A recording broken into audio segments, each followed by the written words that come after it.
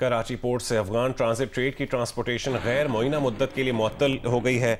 तमाम gate passes मंसूख कर दिए गए हैं। कोयटा और पेशावर में कस्टम्स स्टेशंस पर मजीद कंटेनर्स खड़े करने की गुंजाइश खत्म होने पर कराची पोर्ट और पोर्ट कासिम पर क्लियरेंस भी रोक दी गई है। गाड़ियों पर लोड कंटेनर्स को ऑफलोड किया जा रहा है। अपडेट करें हम खबर से, कराची पोर्ट से अफगान ट्रांजिट ट्रेड की ट्रांसपोर्टेशन गैर मुअय्यना मुद्दत के लिए मुअत्तल हो चुकी है। रोज़नामा जंग के नुमाइंदे सुहेल अफजल हमारे साथ मौजूद हैं। सुहेल अफजल, कहिएगा, पाक अफगान ट्रांजिट ट्रेड गैर मुअय्यना मुद्दत के लिए मुअत्तल की गई है।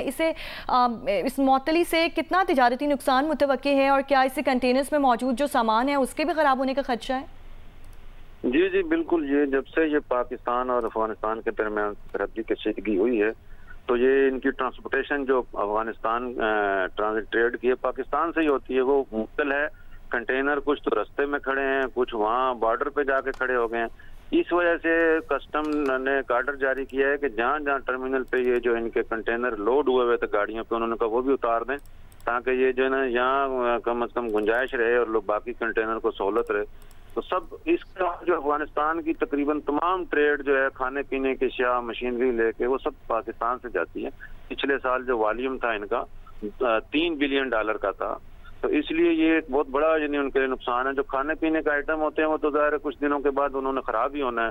फिर जो उन पे जुर्माने लगते हैं, पोर्ट चार्जेस हैं, उसकी वजह से जो लागत वो बढ़ जाती है, फिर उनको ज़ाया करना पड़ता है। इसलिए एक बहुत बड़ा यानी अरबों रुपए का नुकसान हो गया उनके लिए।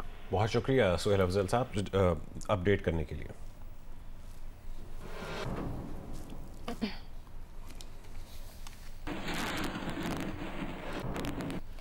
पाकिस्तान और अफगानिस्तान के दरमियान 48 घंटों की जंग बंदी पर अमल जारी है। गुज़श्ता शाम से शुरू होने वाली जंग बंदी जुम्मे की शाम तक जारी रहने का इम्कान है। काबुल और कंधार में अफगान तालिबान और फितने खवारिज के ठिकानों पर पाकिस्तान की टारगेटेड कार्रवाइयों में 250 से ज़्यादा हलाकतों के बाद अफगान तालिबान ने जंग बंदी की दरख्वास्त की थी। वज़ारत ख़ारजा के मुताबिक दो तरफा तामीरी बातचीत से मसले का मुस्बत हल तलाश करने की कोशिश करेंगे।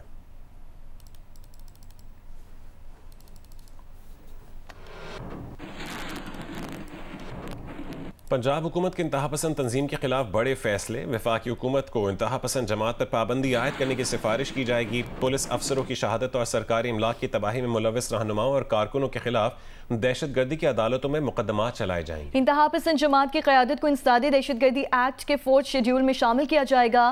सूबाई हुकूमत का अफगान शहरियों को भी ये टैक्स नेट में लाने का फैसला। लाहौर से देखिए report.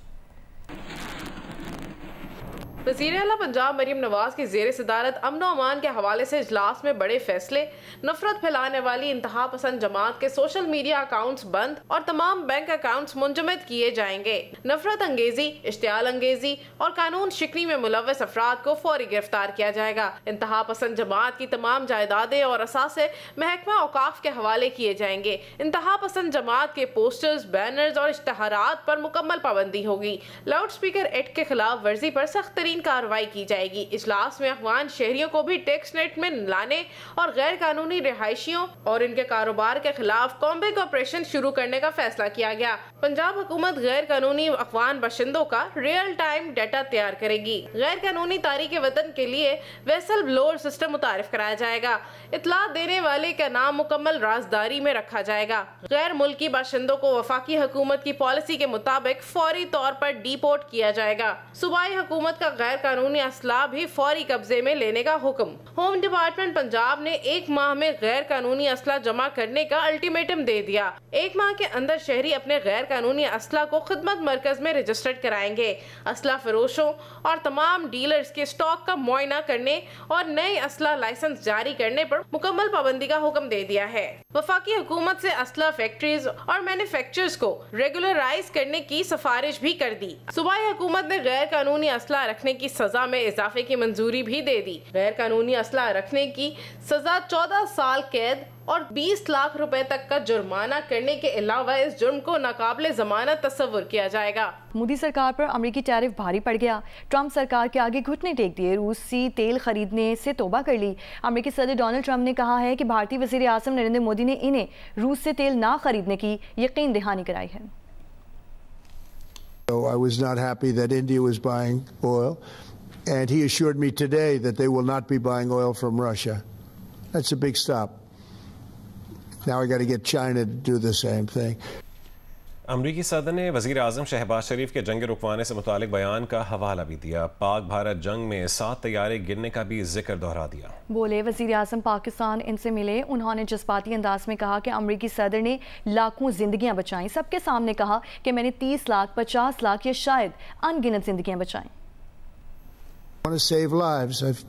I've had 8 wars. The Prime Minister of Pakistan got up the other day, said so beautifully, says, you saved millions of lives. He told that to a group of people right in this office. He said the president saved millions of lives. And I think what he's referring to is the fact that that would have been with India nuclear war.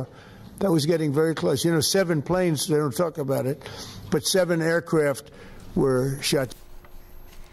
Gaza में Israeli हमलों के बाद 10 में से 9 घर शदीद तबाह हो गए हैं। बच्चे मलबे में खेलने पर मजबूर हैं। कभी यही उनके घर हुआ करते थे। ज़रूरियात में रोज़ बरोज़ इजाफा हो रहा है। बच्चों से मुतालिक अक़वाम मुत्तहिदा एजेंसी यूनिसेफ का कहना है कि उनके 1300 से ज़ायद इमदादी ट्रक, जिनमें ख़ैमे, कपड़े, डायपर्स, ग़िज़ाई और तिबी सामान शामिल हैं, गजा के बाहर मुंतशिर हैं। ये इमदाद तभी पहुंच सकती है जब जंगबंदी बरकरार रहे और सामान को बगैर रुकावट दाखिले की इजाज़त दी जाए। बच्चों की हिफाजत और हुकूक को अव्वलीन तरजीह दी जानी चाहिए।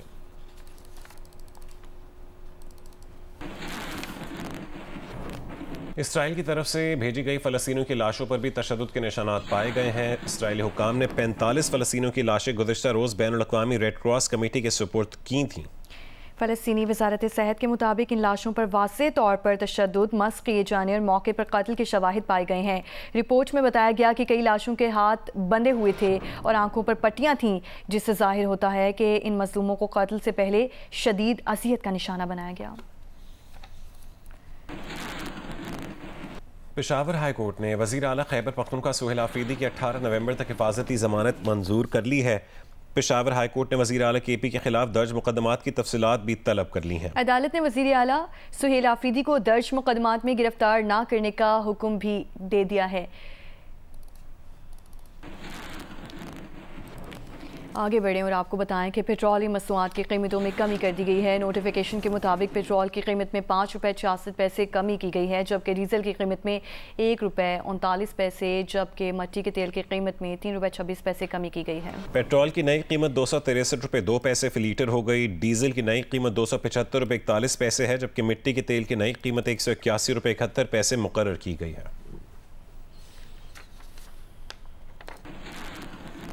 सोने की फ़ी तोला कीमत में 1900 रुपये का इजाफा हो गया है, जिसके बाद 1 तोला सोने की कीमत 4,42,800 रुपये हो गई है, जबकि 10 ग्राम सोने की कीमत में 1629 रुपये का इजाफा हुआ है, जिसके बाद 10 ग्राम सोने की कीमत 3,79,629 रुपये हो गई है। आलमी मार्केट में सोने की कीमत में $19 का इजाफा हुआ है। आलमी मार्केट में 1 औंस सोने की कीमत $4,217 हो गई।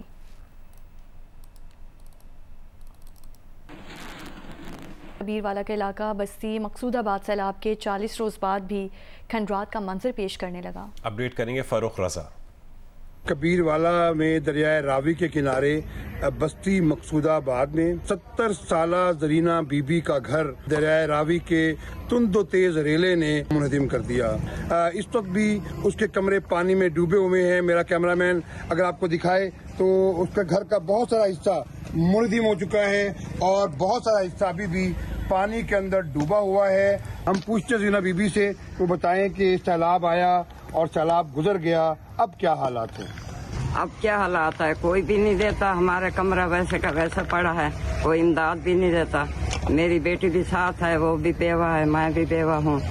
कर्ज लेकर अगर हम कमरा उठा लें तो ये सोचते हैं विकास किस तरह भरेंगे। सर्दियाँ आ रही हैं, हम कहाँ जाएं? साढ़े सारे कोठे ढाए गए, छोटे छोटे मेरे बच्चे हैं, मैं आप मेहनत मजदूरी करेंगे पाई। उसका कहना है कि फौरी तौर पर इमदाद मुहैया की जाए ताकि सर्दी का मौसम शदीद होने से पहले अपने एक कमरे की छत बनाकर अपने लिए, अपनी बेटी, उसके 4 बच्चों के लिए साए का बंदोबस्त कर सकूं।